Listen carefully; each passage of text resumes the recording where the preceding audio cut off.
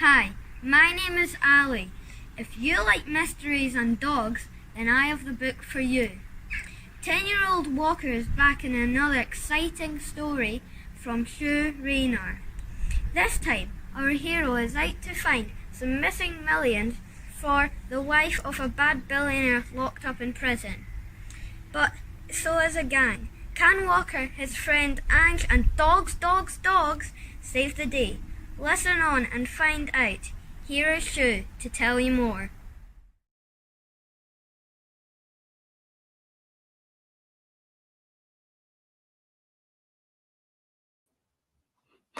Well, thank you very much, Ali, and thank you very much to the Big Dog Festival for inviting me to come and tell you about Walker and the mystery of the missing millions. And today is a very, very special day for me because today is actually publication day. So this is the day that the book finally comes out and you can get it in bookshops and things. And I'm sure the Wigtown bookshop will be very happy to let you get hold of a copy.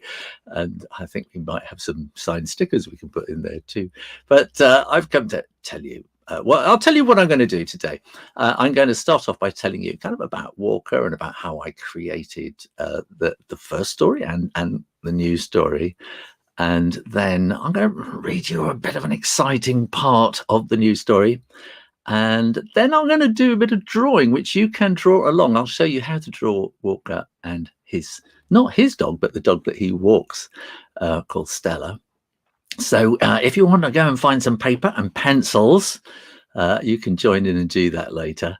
And then hopefully you will be wanting to, I can't see anything coming up in the chat now, but hopefully if you'll be wanting to ask lots of questions, you can put them in the chat and then I will answer any questions that come up. So first of all, what I'm going to do is I have lots of technology here and I'm going to press a button here, there, which means I can come to my overhead camera. So this is the new book, Walker and the Mystery of the Missing Millions. And this is the first book here, which was Walker, the Boy Who Can Talk to Dogs. And people often ask, where do you get your ideas from? You can see my microphone there. That's kind of moved into the picture. So people often ask, where do you get your ideas from? And now this all comes back to the Wigtown Book Festival 3-4 years ago, probably. And I'd seen something on television on a news report about a puppy farm, which it really upset me. And it was about a farm in the middle of nowhere, and they were breeding lots and lots of puppies, and they were keeping the dogs in such a bad state, and it was really, really horrible. And the police came and everything. And I started thinking, because something about the farm reminded me of a place. A farm I remembered in the middle of nowhere when I was quite young. And I thought, what would I have done if I was young and I'd come across a place like that? If I'd gone to adults, would they have believed me? They'd have said, oh, no, that's a nice farmer. He wouldn't do anything like that. And so this idea got into my mind, about what would you do if you came across a crime is what it is. And would grown-ups believe you? And how do you get them to believe you and to come and save all these dogs? And then I came to the Wigtown Book Festival, and they have a wonderful room where all the authors meet up and have lunch and coffee and stuff like that. And it's great being an author. It really is. And you meet all these fantastic people.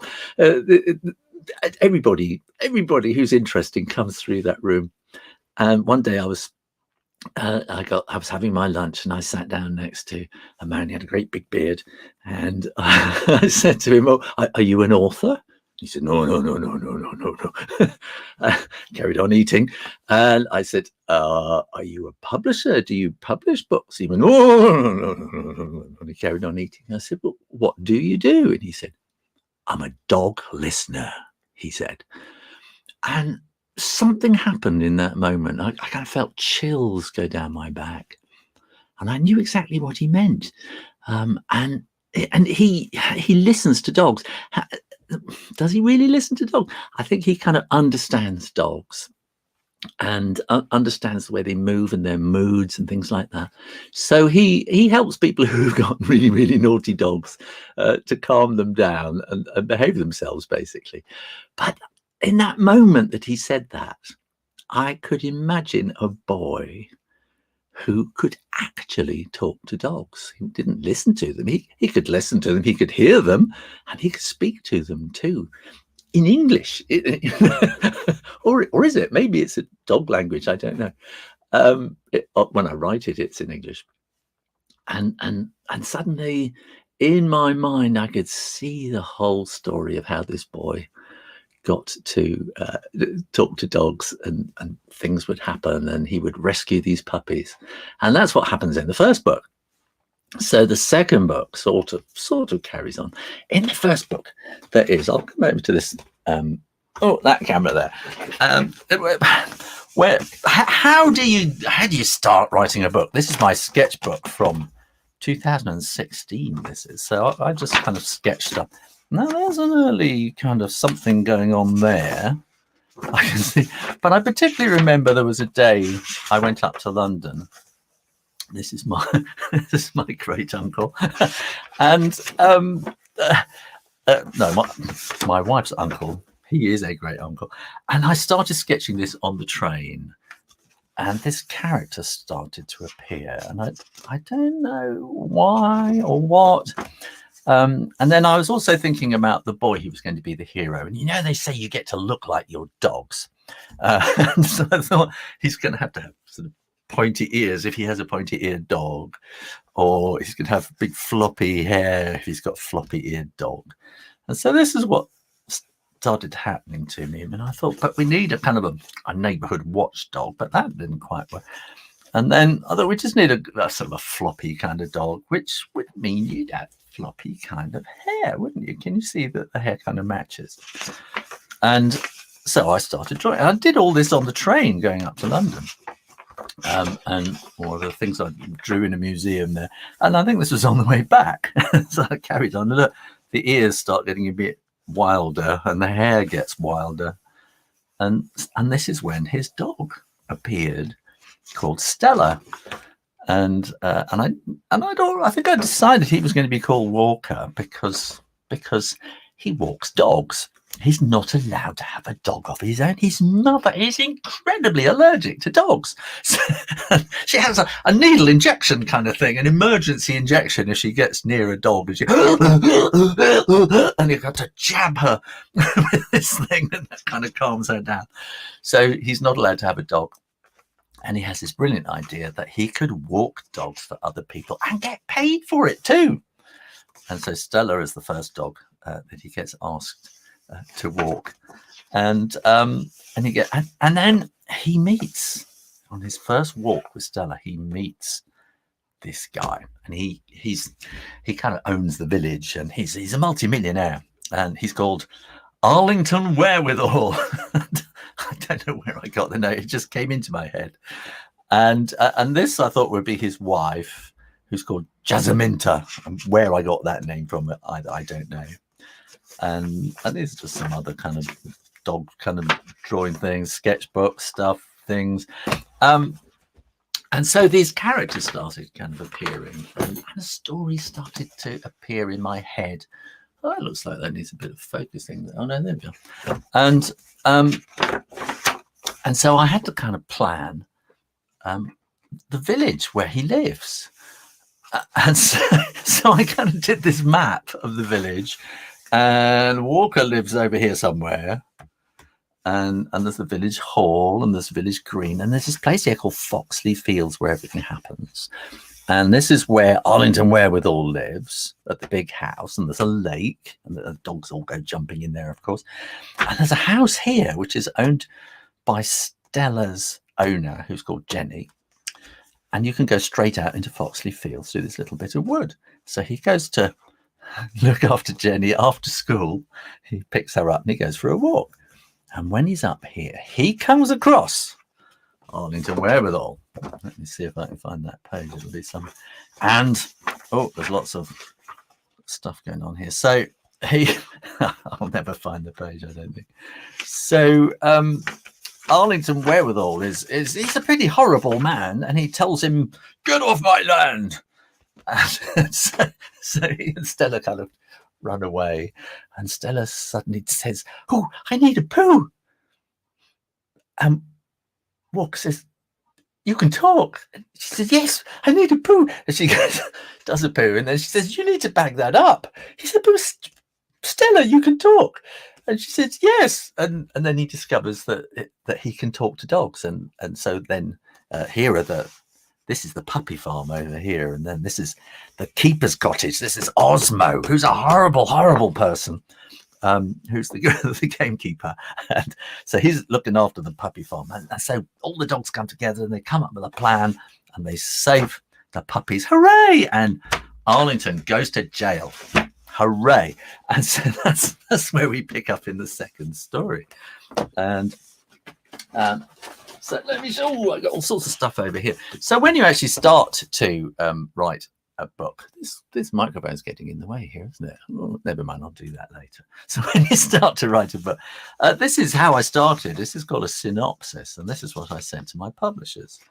And I kind of did a little idea of what I thought the cover might look like.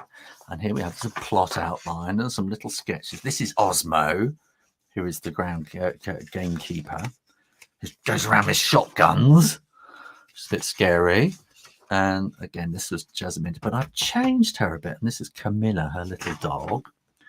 This little Yorkshire Terrier. So this is kind of a rough outline of what the story is about. This is Arlington again. Get off my land! And these are his dogs, Thor and Loki. They're pointers, so they're gun dogs. This is a dog. She never actually made it into the book, but I was going to call her Beyonce. She was an Afghan. But I had great fun dreaming up all the different dogs.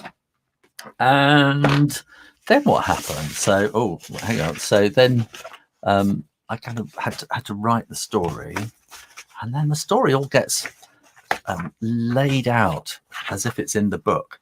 And then I do these very rough pencil sketches to see how the illustrations are going to fit into the book, because I illustrate as well.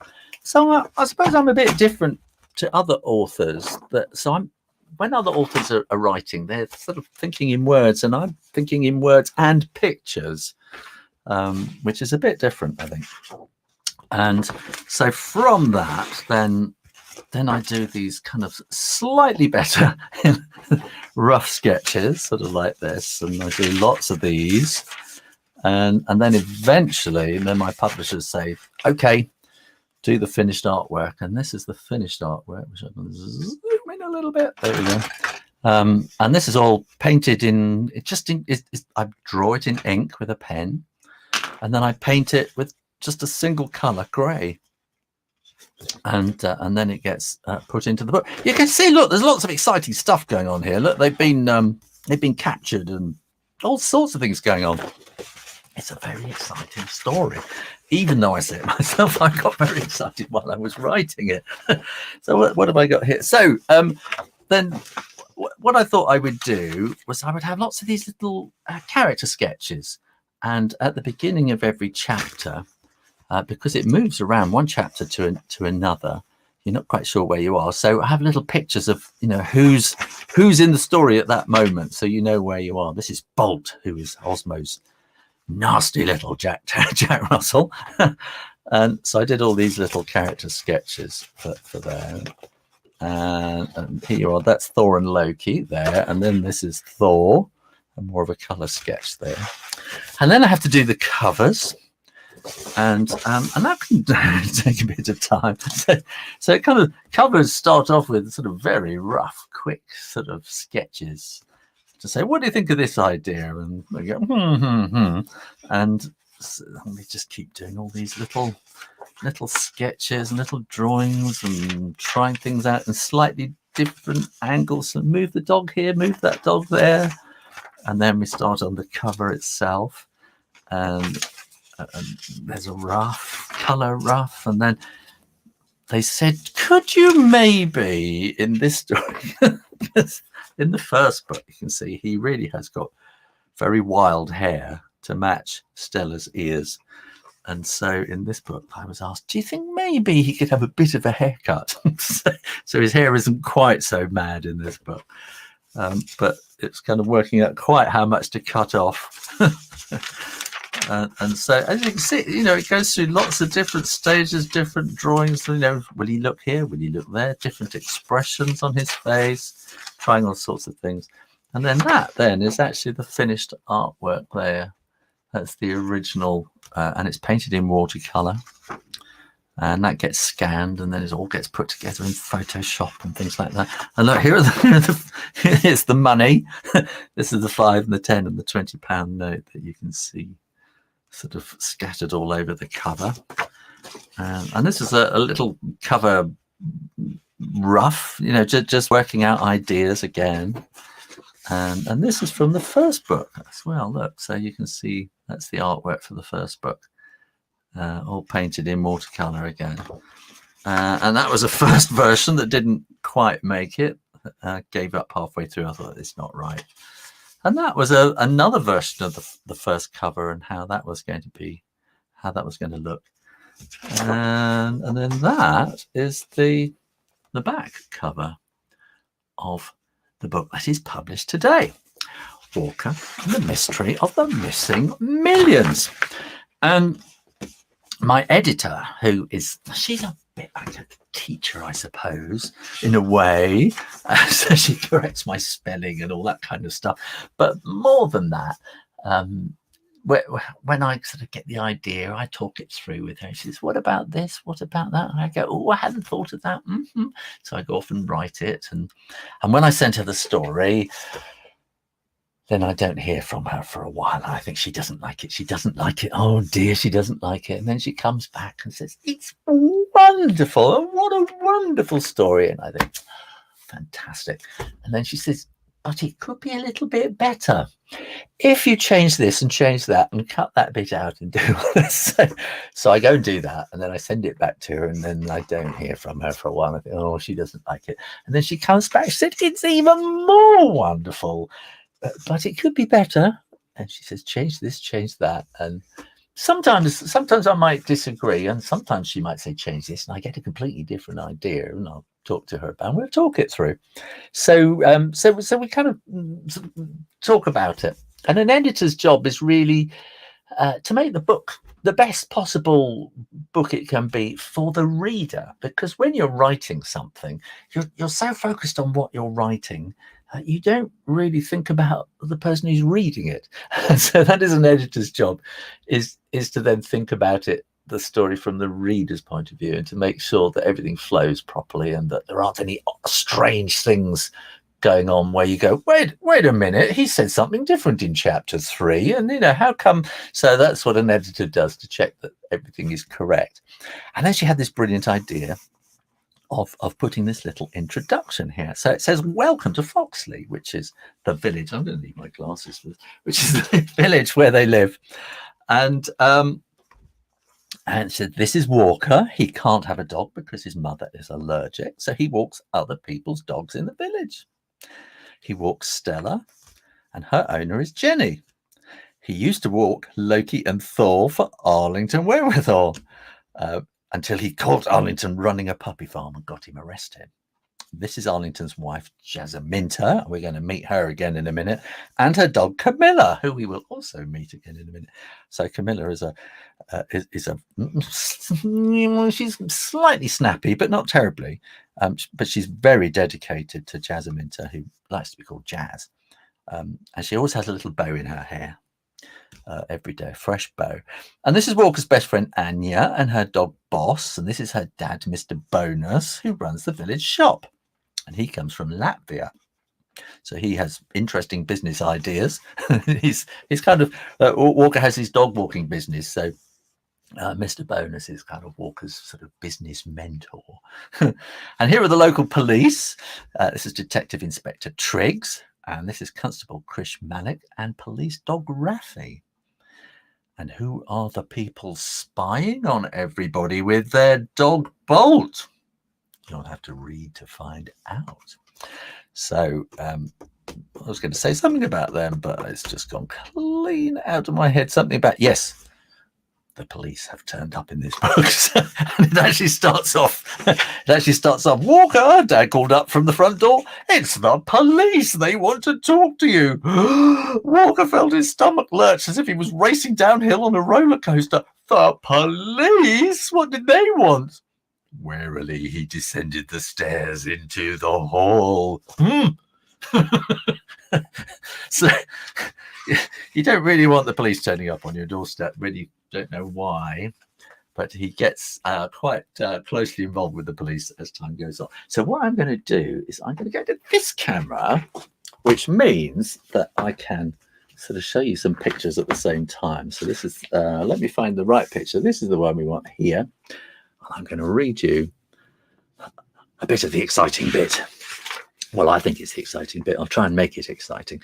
And if you've got questions and stuff like that, put them in the comments box. I can see some things coming up which I will answer towards the end. Something was wrong. Walker and Stella are going up to the Banner House where Jazz lives. Okay, Jazz can't find Arlington's money, and he won't tell her where it is.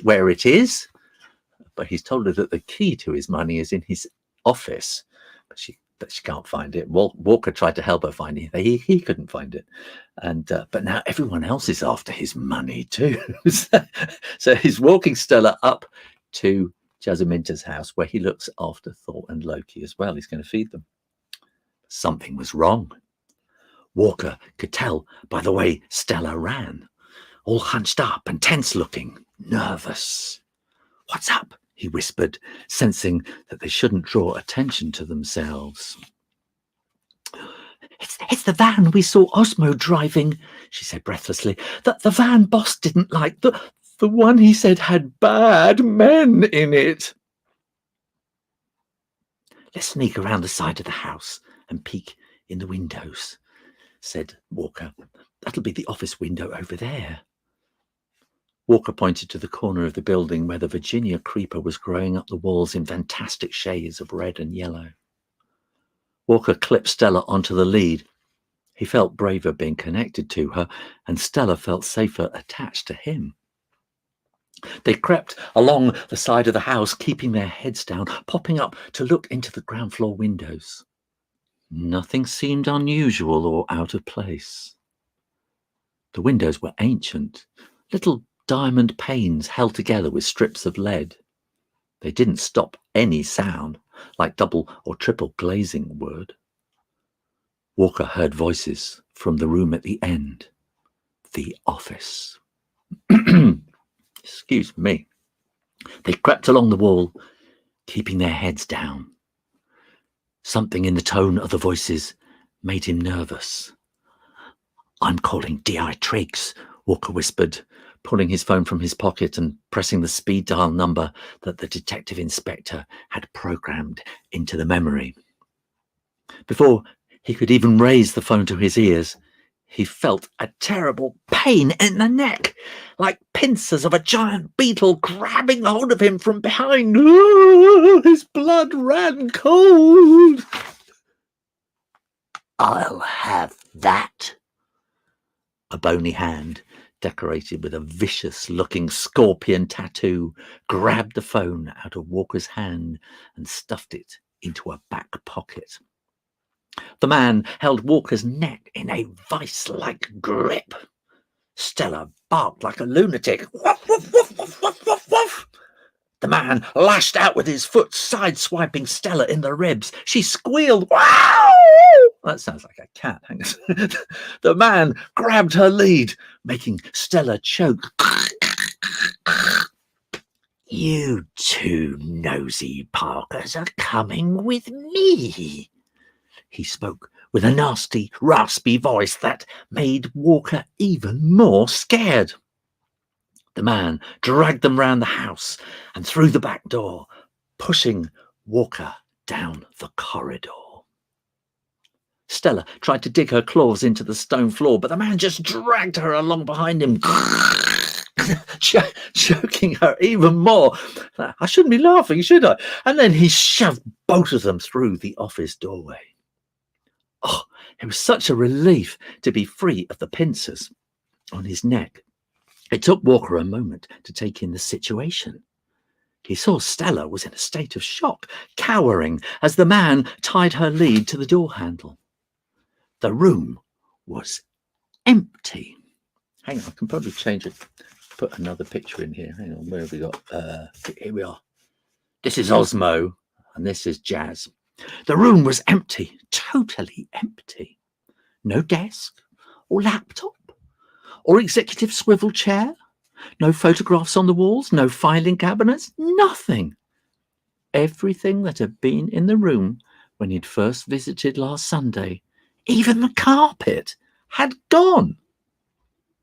Sitting in a chair by the window, head held high and defiant, Jazz glared at a short, stout man with a ginger beard and a greasy cap, which was embroidered with a picture of a dog and the slogan, "I heart Jack Russells."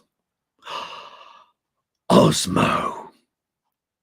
The man behind Walker spoke. "Look what I found snooping around outside."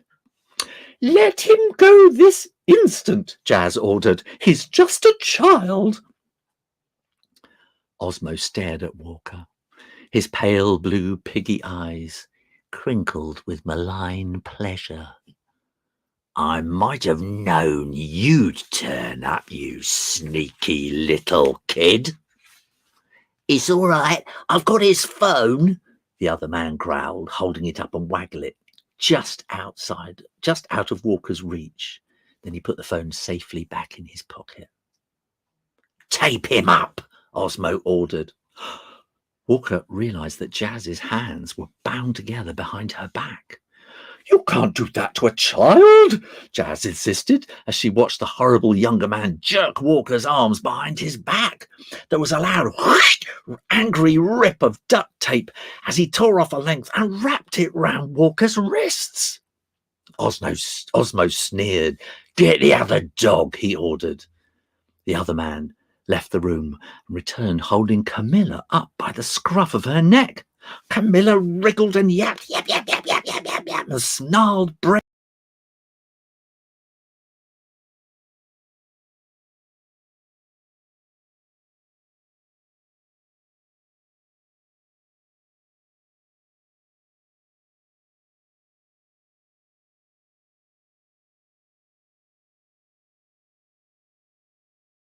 Technology. I was running on batteries. I thought I was plugged in. Osmo sneered. "Get the other dog," he ordered. The other man left the room, then returned, holding Camilla up by the scruff of the neck. Camilla wriggled and yapped and snarled bravely, trying to bite the hands that held her tight. "Now," said Osmo with a deep and theatrical sigh, "let's try again. We know the key to Arlington's millions was in this room. So where is it now? What have you done with all the stuff?" Hang on a minute as I change the page. "Go and pickle your stupid fat head," Jazz snarled. Walker was amazed. She was so brave. He looked at Stella for reassurance. Stella was staring at her lead. It was tied to the door handle. She gave him a whine, telling him that it would be quite easy to undo if she had the chance, if the horrible men could be distracted. She could feel a breeze from the back door. The man hadn't closed it behind them, so escape was possible.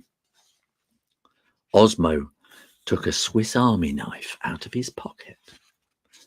He pulled out a tiny little pair of scissors from the side of the knife with his fingernails. He snipped and snapped in the air. "Let's start with that stupid little bow." Scorpio held Camilla tight.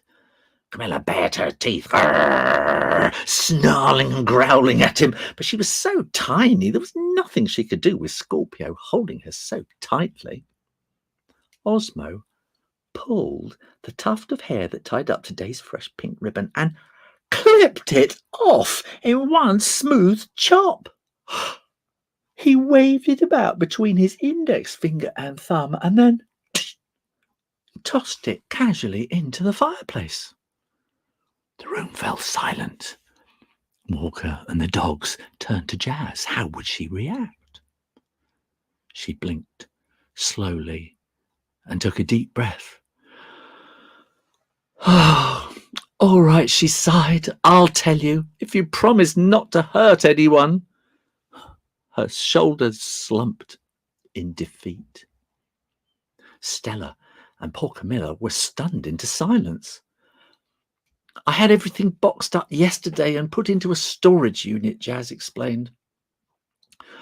After my husband's lawyer came here sneaking around trying to find the key to the missing millions, I thought it was the safest thing to do. It was the stupidest thing to do, Osmo growled. At that moment, a voice called out from Scorpio's back pocket. Let me find the picture. There. Walker? Scorpio pulled the phone out of his pocket and stared at it with a stupefied look of amazement. A woman's voice spoke from the tiny speaker. Walker, are you all right? Camilla felt Scorpio loosen his grip. Like a streak of lightning, she swung her head round and snapped, sinking her tiny teeth into Scorpio's hand. The man howled out with pain, letting go of Camilla and the phone. Camilla ran to protect her mistress. The phone spun and arced through the air, the voice still calling, Walker, is that you?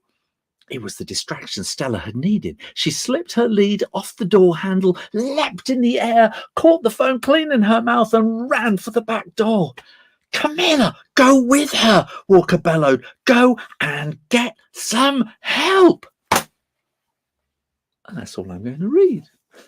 And everything, it just kicks off from there, as you can maybe well imagine. So you're going to have to go to the library and ask them to get copies. You're going to have to ask your teachers to get copies in school. Or you can go to the bookshop. You can go to Amazon. You can go to the Wigtown bookshop online, and they've got copies, signed copies.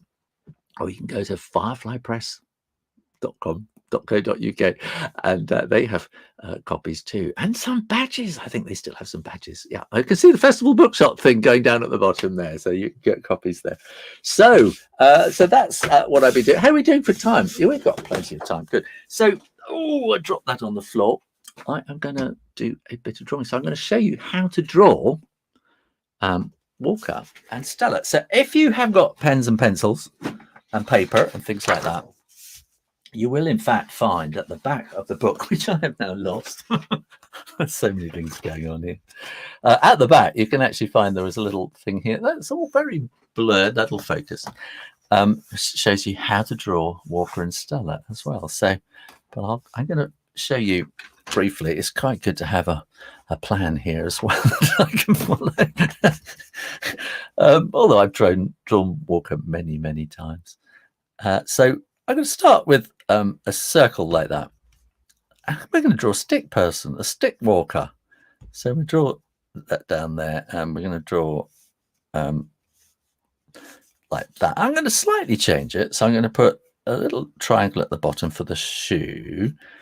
And then I'm going to do that as well. I'm going to put a little triangle like that for the other shoe.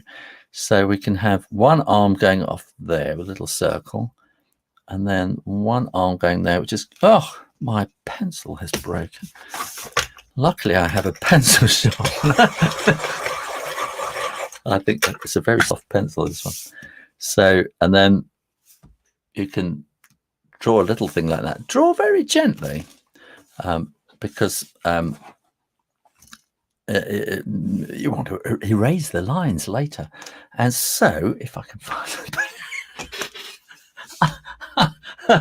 I had everything here all sorted out and the pen's disappeared. There we go. I found it now.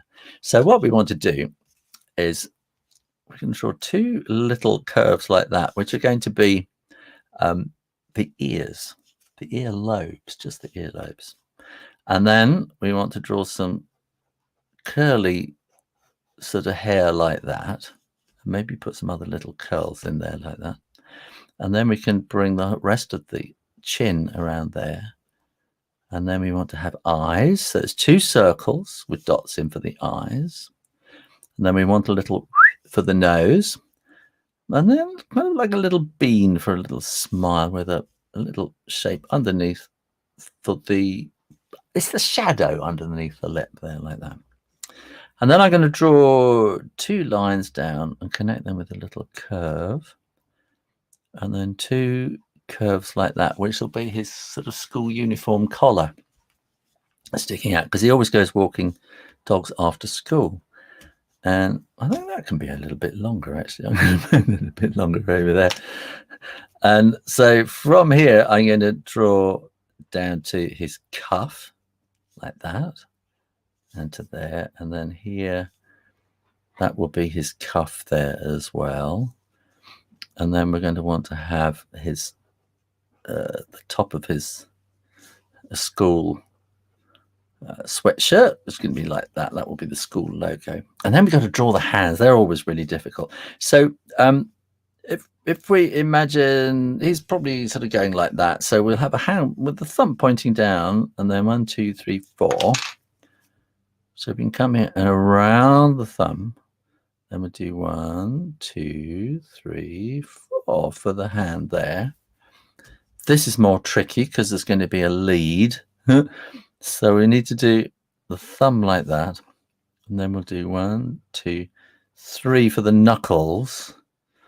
And then we have the lead coming out like that in a kind of a circle. Yeah, that kind of works. No, that wasn't the thumb. The thumb goes underneath. I'm getting confused. Are you getting confused? That's the little bit of ribbing down at the waist on his school uniform top.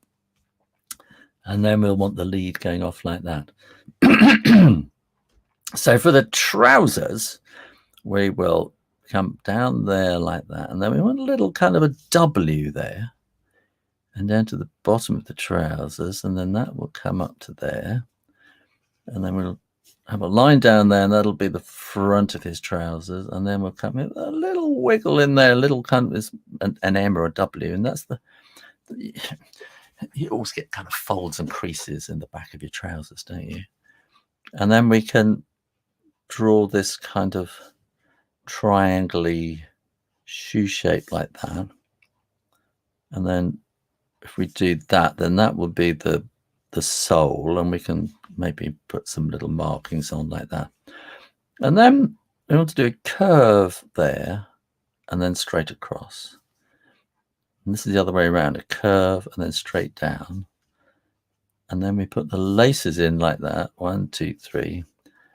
And then tie the laces with a couple of bows like that. And there he is, just like that. So now we need to draw Stella. So I'm going to draw a circle, so that's going to be kind of the brain box of her head. And then we're going to want to have the neck. And that'll be sort of the back and the tail. And then, how are we going to have this? That will be her shoulder, her elbow, and then this is down to the wrist, and then she'll have a paw at the bottom like that. So the chest will be sort of coming around like that. And then here again, then that's the hip, and you've got the hip joint there, which goes forward to the knee, down to the ankle, and then down to the feet there. It's just very complicated with dogs. And then we'll maybe have that about there, and we'll have another one sort of like that. So what am I going to do? I'm going to draw a little curve around the top. That's the top of her head. And then I'm going to draw her ears, which are like little clouds, which go sideways. Is everything going all right here? I'm not getting any Kenny's. No, I always have to just check that. I have to just check that I'm not getting messages to say that the cameras aren't working. So, because otherwise I'm just talking to myself. And then we want to put 2 little eyes like that. And I'm going to put the eyeballs about there so that Stella is looking back at Walker. And then we're going to come around like that.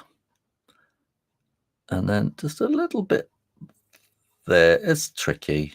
I know it's tricky. And then we'll put the nose there and nearly shade it all in, except for a little white bit to make it shiny, and a line under there. And we want a collar with a little name tag.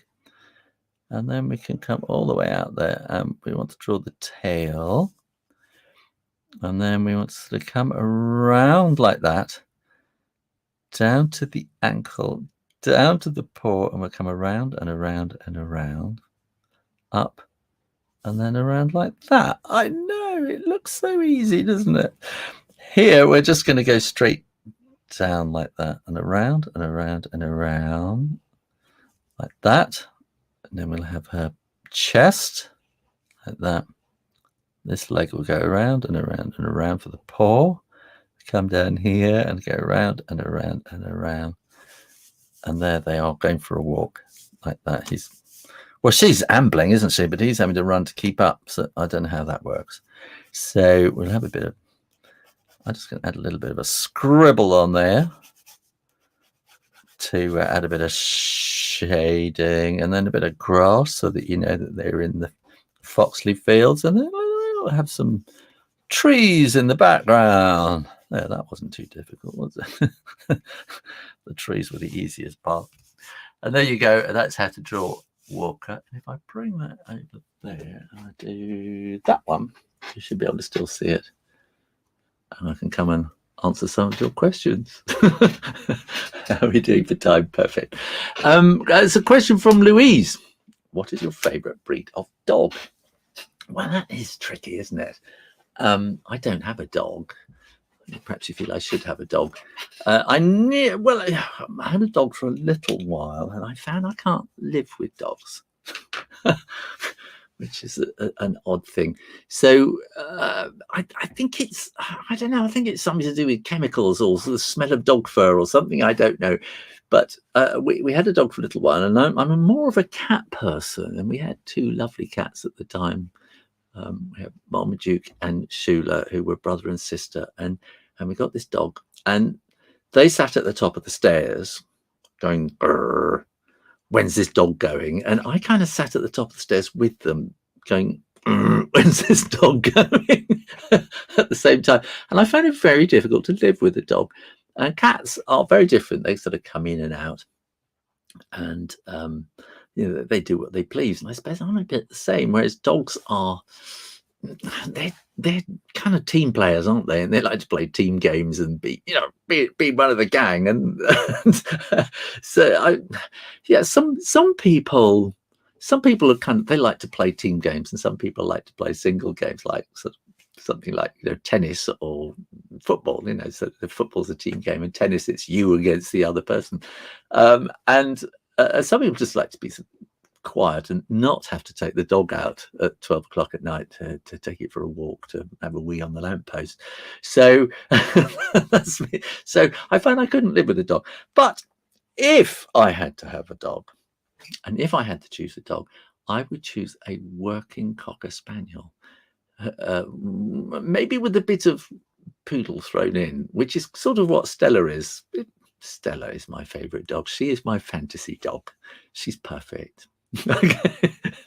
So what else have we got? Favourite breed of dog? Question from Joyce. Hello there, Joyce. How are you doing? When you're sketching on train, Shoo, do people peer over your sketchbook or ask to see what you're sketching? I'd be so curious if I were a passenger. Sometimes they do, and sometimes you get into quite interesting conversations. But sometimes if you're sketching people, you don't really want them to know that you're sketching them. But the person sitting next to you very often starts sort of leaning over and kind of watching, and until in the end they can't bear it, and they have to kind of say, "Are you an artist?" And sort of want to know what you're doing, why you're drawing, or whatever. And sometimes I'm kind of designing books on trains. In fact, I remember I don't think I'd be able to find it, but the previous series I did was called Dragon Gold, Dragon Red, and Dragon White, which is all about dragons. And I was actually on the Eurostar designing the cover of the second book, Dragon White. Again, Janet, my editor, had said, we really need to know what this cover's going to look like. And I was going to visit a school in Brussels, and I was sitting on the Eurostar. I thought, I just had an idea for the cover. So I started sketching, and then I did a bigger sketch, and then I had my paints with me as well. So I sort of painted it, or did a rough sort of color sketch of it. And I got my phone, and I took a picture of it, and I emailed the rough and sent it off to Janet, and she came back to me in about 5 minutes time saying, wow, that's fantastic. And in the old days that would have taken a couple of weeks to send things off in the post, and sort of sat there waiting every day for the postman to come. But now it happens just like that. And again, I remember the person next to me on the Eurostar was kind of leaning over, watching and asking what it was about. Question from Callum. Hi there, Callum. Is there anyone you particularly find difficult to draw? Yeah.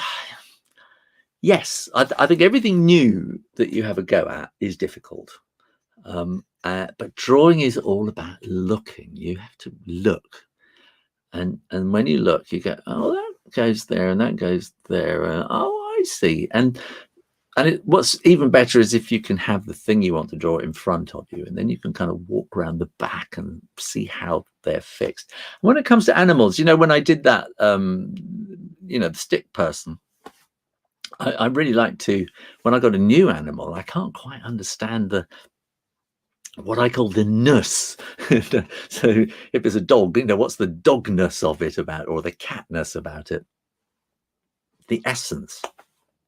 Quite often I go to Google and I type in images to get images of skeletons of that animal, and then you can work out what's going on with the bones, and what's going on inside the dog and or the animal, and it just kind of makes it more easy to draw.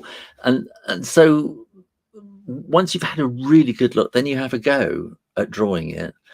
And if it's not quite right, you go back and have another look, and you go, why isn't that working? And you look, and I need to do that. I need to do this. And you're not going to get it first time. Sometimes you do, but it's very unusual. But sometimes you just have to keep working at it to get a really difficult drawing. But eventually, it's sort of like riding a bicycle. You wobble all over the place and fall over. But when you get it, and then you can draw that thing again, and then the trick is to be able to draw it from different angles, from above and below, and that kind of thing. But it's all about practice. It's about looking and practicing. A lot of drawing is not about doing that. It's about doing this, and looking and understanding. And that's why drawing is so good, because it really helps you to understand things. There you go, Callum. I hope that makes some sense. Comment from Big Shed Art. Shoo, you have to make an audio book of this. It's a cracking tale to read, but even much more fun with you reading it. Well, thank you. You'll have to get on to Firefly Press. Hey, maybe even watching as we speak and thinking, that's a good idea. So yeah, maybe you're right there. Anne Barkley says, no, Owen asks, what sort of dog is Stella? Well, I think when I started, she was a Cocker Spaniel, and I think I've sort of just got more interested in dogs and sort of breeds and things since then. And so, but she's a bit too small, I think, for a Cocker Spaniel. When you look at the picture there of Walker, so Walker's about 10 years old. So in fact, if Walker was a grown person, then that's about the same proportion that a Cocker Spaniel would be, but it's actually smaller because Walker's not a fully grown person. So I think that she's a working Cocker Spaniel, right, which is a much smaller breed. But I think she's also got a little bit of poodle in there. And the reason that she had, I've sort of come to realize, things change as you're writing the story, and so I'm thinking now about the third book and the fourth book, in fact. So eventually I want Stella to come and live with Walker, and I'm trying to work out how this happens. But if his mother is so allergic to dogs, she has to be not allergic to Stella, which makes her a magic dog. But there are a lot of breeds that are around now which are all doos, like cockadoodle doos and springer doos and things like that, because there are a lot of crossbreeding with poodles at the moment, because poodles don't make people quite so itchy, and they aren't quite so allergic to poodles, because they have a different kind of fur, it's a softer kind of fur, and I think they don't shed quite so much sort of dandruff and stuff like that. And so people are mixing things. So I think that Stella is a working cocker spaniel with some poodle in there, which is going to make her hypoallergenic, which means that Walker's mum is not going to start going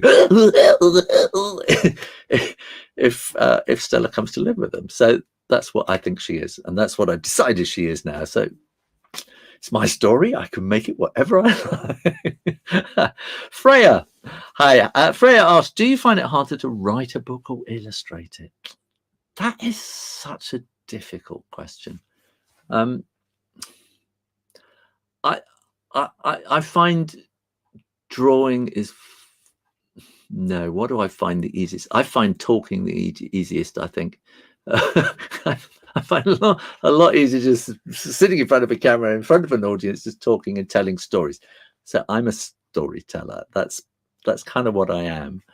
And when I was at school, I was not very good at writing. And I shouldn't tell you this. I have to get close to the microphone to whisper this. When I was about 16, and we used to do an exam in those days called O-levels, and we used to have to take English language and English literature, and I failed both once. I resat the exams again, and I failed them again, and I had to resit them again, and I failed them again, and I had to resit them again, and in the end I just scraped a pass. And now looking back, I know why, and it's because I'm a bit dyslexic, and I have a particular kind of thing where my brain races ahead about sort of 200 miles, and my hand can't keep up with the writing, certainly not typing, because I only type with two fingers. And so I would think that I'd written about 10 pages of story, and in fact I'd only written a paragraph, and the rest was all left out. And so I've had to learn to really slow down, and I do find the writing part, the actual writing part, difficult. The ideas part is the bit that I love, because that's when your mind can go at 200 miles an hour. And then while I'm doing that, and while I'm thinking ideas, I'm sketching as well. And so all the time I'm thinking and planning, I'm sketching, I'm developing the characters, and it's all a bit of a mishmash. So, but I do find the drawing easier, but I think I find the speaking and telling it even more easy. That's kind of what I prefer, I think. Issy, hi. What are you writing at the moment? Will there be more Walker books? I'm writing a book about drawing at the moment, actually, and I'm hoping that it's going. Oh, I'm just moving that about. Ooh, this is like animation, isn't it? Look, they're going for a walk across the screen. So, and I'm hoping there is going to be a third Walker book. And in fact, the whole of this month, I can show you now. The whole of this month, I have been drawing dogs every day on YouTube. I've been drawing them live. I've been doing this thing called Dogs of Influence, because the next book I'm hoping is going to have a whole set of dogs turn up at a dog show called Dogs of Influence. So they're kind of dogs that have Instagram kind of sort of followings of several millions people following them on Instagram. And so I asked people to send me pictures of their dogs and tell me what was so amazing about their. I'll just show you the ones I've been doing. I'll go to that camera there. And so I've been doing all these dogs this month, one a day. And in fact, at 4 o'clock this afternoon, I'll be doing one. So you can come and watch that if you like. So youtube.com/Shoo Rayner drawing, all one word, at 4 o'clock this afternoon. So this was yesterday's, and this is Max, who likes to invent new types of ice cream. And this was, I want to say medley, or the name's gone. And yes, I didn't write the names down, did I? And so I've been drawing all these dogs. So all these dogs might turn up in the next book. This is Dark Lightning here, who's got this fantastic flash on the front there. Oops, what have we got going on here? And this is Noodle, and this was Gus. So this is Big Ben, who's enormous, and Big Ben knows this little cat here called Oliver. And this afternoon, I'm not drawing a dog, but Tom, don't tell anyone. This afternoon, I'm not drawing a dog. I'm drawing a cat that thinks it's a dog. It's a cat called Oliver who thinks he's a dog, so, which is really good, because when I got sent this picture of a cat and they said this cat thinks it's a dog, it goes out kayaking and everything. I thought I could have a cat in the Walker box. And this is Melina, who's a beagle. This is Mac, who wants to be in the circus. This is the Backpack Beast Scout, who's actually blind. And this is Dandelion, she's got very short legs, so she likes to hide in the dandelion so nobody knows. This is Padme, the Pekingese. I've done a lot of drawing, haven't I? This is Hunter, who is a 3-legged dog. This is Sunny, who is just lovely and sunny. And this is Miss Opalan. This is Roculus, who thinks he's a vampire. And this is the marvellous Miss Mavis, who's a Pomeranian. And these are pictures various pictures that I've done of Melina the Beagle again. So there we go. We're getting towards the end, so I'll come back to there and answer your final questions. Joyce says, do you ever wake up from a dream with ideas for illustration and storyline for your books? I tend to wake up from a dream thinking, oh, what was that idea? And it's gone. So basically, no. But I think it sort of goes in there, doesn't it? And when I sit down with a pencil and paper and start working out an idea, then all these, they come from weird places. So maybe they've come from dreams, and the ideas just come, don't they? Comment from Linda. My husband was allergic to our last dog, caused asthma. But Mac has a wiry coat, so it doesn't set off his asthma. That's amazing. Look, I can show you Mac. Again, Mac. I come to that. Look, that's Mac. And so we're getting it from the horse's mouth. So we have been at this for a little while. I'm going to come back to here. And I think that's all the questions, isn't it? We got millions more on here. Oh, I see. Hang on a minute. Those are the those are the ones that have been sent to me anyway. What's your favorite? We've done all that. Great. So, well, I am going to hit the microphone and say thank you very much for watching and for being with me here. And do come and join me at 4 o'clock on YouTube, youtube.com/Shoo Rayner drawing. And I will be drawing Oliver, the cat that thinks it's a dog, and I'll tell you all about that. And I'm not sure what I do now other than say thank you very much. Keep reading, keep practicing drawing, keep doing all that kind of stuff, and have a very good day, a very good weekend, and enjoy the rest of the festival. And thank you very much, Big Dog, for having me.